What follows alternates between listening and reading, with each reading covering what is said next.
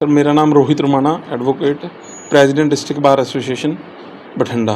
ਠੀਕ ਹੈ ਜੀ। ਜਿਹੜਾ ਸਰਕਾਰ ਦਾ ਕੱਲ੍ਹ ਬਿਆਨ ਆਇਆ ਕਿ ਬਜ਼ੁਰਗਾਂ ਨੂੰ ਕਚਹਿਰੀਆਂ 'ਚ ਆਉਣ ਦੀ ਲੋੜ ਨਹੀਂ, ਉਹਨਾਂ ਦੇ ਘਰ ਬੈਠੇ ਹੀ ਕੇਸ ਕੀਤੇ ਜਾਣਗੇ, ਉਹਨਾਂ ਬਾਰੇ ਕੋਈ ਮੈਂ ਹਜੇ ਪਰਟੀਕੂਲਰ ਕੁਛ ਵੀ ਨਹੀਂ ਕਹਿ ਸਕਦਾ, ਕਿਉਂਕਿ ਮੈਨੂੰ ਇਹ ਨਹੀਂ ਧਿਆਨ 'ਚ ਵੀ ਸਰਕਾਰ ਨੇ ਜਿਹੜਾ ਜਾਂ ਸਾਡੇ CM ਸਾਹਿਬ ਭਗਵੰਤ ਮਾਨ ਜੀ ਨੇ ਬਿਆਨ ਦਿੱਤਾ ਉਹ ਕਿਸ ਬੇਸ 'ਤੇ ਕੀਤਾ।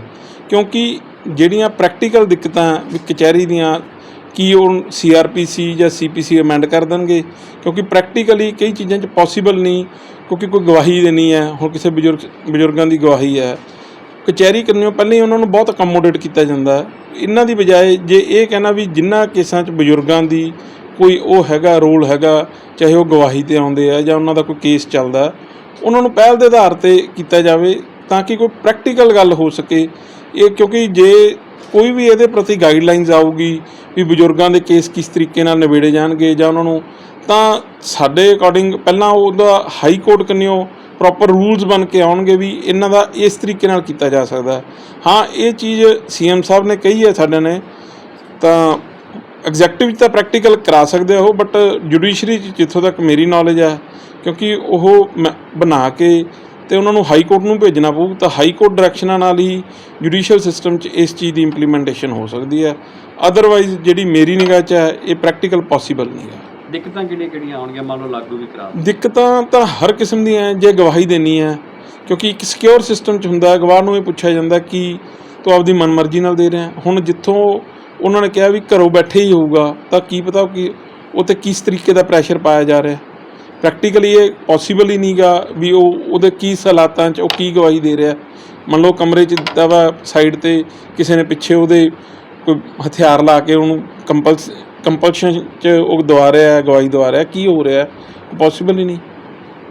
ਹੋਰ ਤੁਹਾਨੂੰ ਕੀ ਲੱਗਦਾ ਵੀ ਕੀ ਹੋਣਾ ਚਾਹੀਦਾ? ਮੰਨ ਲਓ ਲਾਗੂ ਵੀ ਹੁੰਦਾ ਵੀ ਬਦਲਾਅ ਹੋਰ ਕੀ ਹੋਣਾ ਚਾਹੀਦਾ ਹੈ? ਬਦਲਾਵ ਤਾਂ ਦੇਖੋ ਜੀ ਬਹੁਤ ਹੈ, ਬਟ ਬਦਲਾਵ ਦਾ ਬਿਆਨ ਧਿਆਨ ਨਾਲ ਦੇਣਾ ਚਾਹੀਦਾ, ਕਿਉਂਕਿ ਇੱਕ ਸਾਡੇ ਹੈੱਡ ਹੈ ਤਾਂ ਅਸੀਂ ਉਹਨਾਂ ਦਾ ਰਿਸਪੈਕਟ ਕਰਦੇ ਹਾਂ। ਬਟ ਕੋਈ ਵੀ ਬਿਆਨ ਹੈ, ਠੀਕ ਹੈ, ਅੱਜ ਸਰਕਾਰ ਦੇ ਉਹ ਸਾਡੇ ਮਾਨਯੋਗ CM ਸਾਹਿਬ ਹੈ, ਬਟ ਪਿੱਛੇ ਜੇ ਆਇਆ ਕਿ ਸਾਡੇ ਐਕਸ ਫਾਈਨਾਂਸ ਮਿਨਿਸਟਰ 'ਤੇ FIR ਹੋਈ ਹੈ, ਸਾਨੂੰ ਅੱਜ ਤੱਕ ਨਹੀਂ ਥਿਆਈ। ਠੀਕ ਹੈ, ਇਸ ਕਰਕੇ ਜੇ ਬਦਲਾਵ ਤਾਂ ਹਰ ਰੋਜ਼ ਹੀ ਪ੍ਰਕਿਰਤੀ ਦਾ ਨਿਯਮ ਹੀ ਹੈ, ਬਦਲਾਵ ਪ੍ਰਕਿਰਤੀ ਦਾ ਨਿਯਮ ਹੈ, ਅਤੇ ਇਸ 'ਤੇ ਹੀ ਧਰਤੀ ਚੱਲੂਗੀ। ਅੱਜ ਹੈ ਅਸੀਂ ਹੈ, ਸਾਡੇ ਤੋਂ ਬਾਅਦ ਨੈਕਸਟ ਨੇ ਵੀ ਆਉਣਾ, ਬਟ ਇੱਕ ਰੀਤ ਜਾਂ ਪਿਰਤ ਆਪਾਂ ਚੰਗੀ ਪਾ ਕੇ ਜਾਈਏ ਤਾਂ ਕਿ ਸਮਾਜ ਨੂੰ ਚੰਗੀ ਸੇਧ ਦੇ ਸਕੇ। ਮੈਂ ਜੀ ਦੇਖੋ ਪਿਛਲੇ 45 ਸਾਲਾਂ ਤੋਂ ਵਕਾਲਤ ਕਰ ਰਿਹਾ। ਸੁਰਜੀਤ ਸਿੰਘ ਢਿੱਲੋਂ ਮੇਰਾ ਨਾਂ ਹੈ, ਵਕਾਲਤ ਕਰ ਰਿਹਾ। ਉਹਦੇ ਵਿੱਚ ਅਸੀਂ ਪ੍ਰੈਕਟੀਕਲ ਕੀ ਲੋਕਾਂ ਨੂੰ ਡਿਫੀਕਲਟੀਜ਼ ਆਉਂਦੀਆਂ ਉਹ ਅਸੀਂ ਦੇਖ ਰਹੇ ਹਾਂ, ਨੇੜਿਓਂ ਵਾਚ ਕਰ ਰਹੇ ਹਾਂ। ਜਿਹੜਾ CM ਸਾਹਿਬ ਦਾ ਬਿਆਨ ਹੈ ਵੀ ਲੋਕਾਂ ਨੂੰ ਸੀਨੀਅਰ ਸਿਟੀਜ਼ਨ ਸਹੂਲਤਾਂ ਦੇਣ ਵਾਸਤੇ, ਉਹ ਬਿਆਨ ਤਾਂ ਬਹੁਤ ਸ਼ਲਾਘਾਯੋਗ ਹੈ, ਪਰ ਸਿਸਟਮ ਇਹ ਆ ਵੀ ਉਹਨੂੰ ਲਾਗੂ ਕਿਵੇਂ ਕੀਤਾ ਜਾਊਗਾ। CM ਦੇ ਬਿਆਨ ਨੂੰ ਐਜ਼ ਇਟ ਤਾਂ ਹਾਈ ਕੋਰਟ ਨੇ ਮੰਨਣਾ ਨਹੀਂ, ਉਹਦੇ ਵਾਸਤੇ ਉਹਨਾਂ ਨੂੰ ਕੋਈ ਅਮੈਂਡਮੈਂਟ ਕਰਨੀ ਪਊ ਲਾਅ ਦੇ ਵਿੱਚ, ਅਸੈਂਬਲੀ ਦੇ ਵਿੱਚ ਉਹ ਲਾਅ ਲਿਆਉਣਾ ਪਊਗਾ। ਫਿਰ ਉਹਦੇ ਸਿੱਟੇ ਦੇਖਣੇ ਪੈਣਗੇ ਵੀ ਕਿੰਨਾ ਕੁ ਕਾਮਯਾਬ ਹੁੰਦਾ ਹੈ, ਵੀ ਜਿਹੜੇ ਗਵਾਹ ਦੀ ਗਵਾਹੀ ਹੁੰਦੀ ਹੈ ਉਹ ਆਜ਼ਾਦੀ ਨਾਲ ਗਵਾਹੀ ਦੇ ਰਿਹਾ ਹੈ ਜਾਂ ਕਿਸੇ ਅਸਰ ਸੂਖ ਥੱਲੇ ਜਾਂ ਕਿਸੇ ਦਬਾਅ ਥੱਲੇ ਦੇ ਰਿਹਾ। ਇਹਨਾਂ ਗੱਲਾਂ ਨੂੰ ਕਿਵੇਂ ਸਰਟੀਫਾਈ ਕਰਨਗੇ?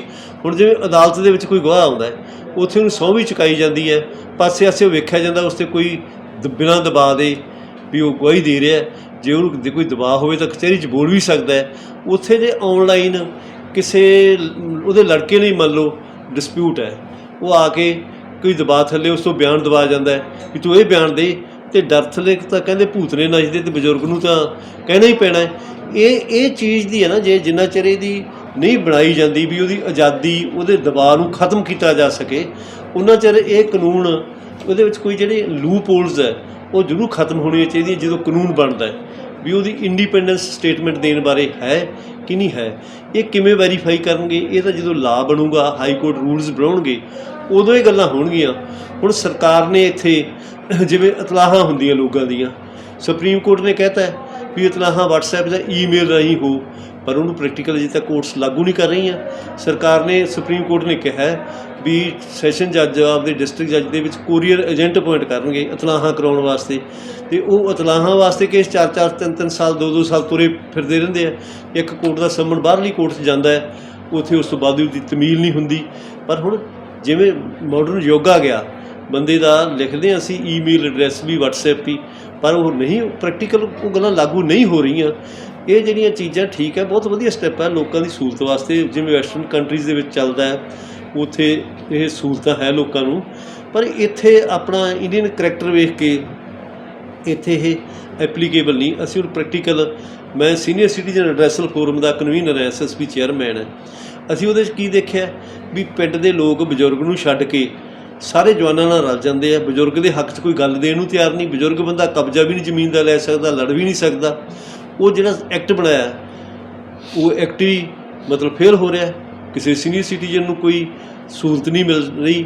ਇੱਥੇ ਹੁਣ ਸੀਨੀਅਰ ਸਿਟੀਜ਼ਨ ਵਾਸਤੇ ਜਿਵੇਂ ਹੋਮ ਮਿਨਿਸਟਰੀ ਦੀ ਹਦਾਇਤ ਹੈ ਵੀ ਉਹਦੇ ਵਾਸਤੇ ਇੱਕ ਜੇ ਉਹਨੂੰ ਤਕਲੀਫ ਹੈ ਇੱਕ ਜੀਓ ਗਜ਼ਟਡ ਅਫਸਰ ਪੁਲਿਸ ਦਾ ਜਾਊ, ਨਾਲ ਜਿਹੜੇ ਸੀਨੀਅਰ ਸਿਟੀਜ਼ਨ ਕਾਊਂਸਲ ਦੇ ਮੈਂਬਰ ਹੋਣਗੇ ਉਹ ਜਾਣਗੇ, ਕਨਵਿੰਸ ਕਰਾਉਣਗੇ ਘਰੇ ਵੀ ਉਹਨਾਂ ਨੂੰ ਵੀ ਆਪਾਂ ਸਮਝਾ ਕੇ ਬੁਝਾ ਕੇ ਰਾਜੀਨਾਮਾ ਹੋ ਜੇ, ਕੋਈ ਗੱਲ ਹੋ ਜੇ। ਪਰ ਸਰਕਾਰ ਕਾਨੂੰਨ ਤਾਂ ਬਣਾ ਦਿੰਦੀ, ਉਹ ਲਾਗੂ ਨਹੀਂ ਹੁੰਦੇ। ਜਿਹੜੇ ਪਹਿਲਾਂ maintenance of senior citizen act ਹੈ ਉਹ ਬਿਲਕੁਲ ਨਹੀਂ ਲਾਗੂ ਹੋ ਰਿਹਾ। ਉਹ ਹਾਈ ਕੋਰਟ ਨੇ ਬਿਲਕੁਲ ਹੀ ਉਹ ਡਿਫੰਕਟ ਕਰਤਾ ਹੈ। ਅਤੇ ਇਸ ਕਰਕੇ ਪ੍ਰੈਕਟੀਕਲ ਵੀ ਲੋਕਾਂ ਨੂੰ ਬੈਨੀਫਿਟ ਨਹੀਂ ਹੋਏ, ਸਗੋਂ ਲੜਾਈਆਂ ਪੈ ਜਾਂਦੀਆਂ।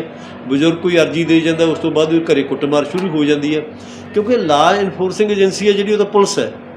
ਪੁਲਿਸ ਦਾ ਆਪਾਂ ਮੈਂ ਵੀ ਦੇਖ ਰਿਹਾ 50 ਸਾਲਾਂ ਤੋਂ, ਲੋਕ ਵੀ ਦੇਖ ਰਹੀ ਹੈ। ਪੁਲਿਸ ਜਿਹੜੀ ਹੈ ਜਾਂ ਲੀਡਰਾਂ ਦੀ ਹੈ ਜਾਂ ਕਰਪਸ਼ਨ ਦੀ ਹੈ। ਤੀਜਾ ਤਾਂ ਪੁਲਿਸ ਦਾ ਕੋਈ ਨਿਆਂ ਦੇਣਾ ਤਾਂ ਪੁਲਿਸ ਦਾ ਕੰਮ ਹੀ ਨਹੀਂ। ਮੇਰੀ ਕਿਸੇ ਨਾਲ ਡਿਬੇਟ ਕਰਾ ਦਿਓ, SSP ਨਾਲ, IG ਨਾਲ, ਜੱਜ ਨਾਲ, ਪੁਲਿਸ ਕਿਸੇ ਨੂੰ ਨਿਆਂ ਨਹੀਂ ਦਿੰਦੀ। ਪੁਲਿਸ ਤਾਂ ਜਿਹੜੀ ਹੈ ਉਹ ਪਪੇਟ ਹੈ ਇਨ ਦੀ hands of politician and corrupt officers. ਜੇ ਲਾਗੂ ਹੁੰਦਾ ਜੀ ਫਿਰ ਫਾਇਦਾ ਕੁਝ ਹੈ?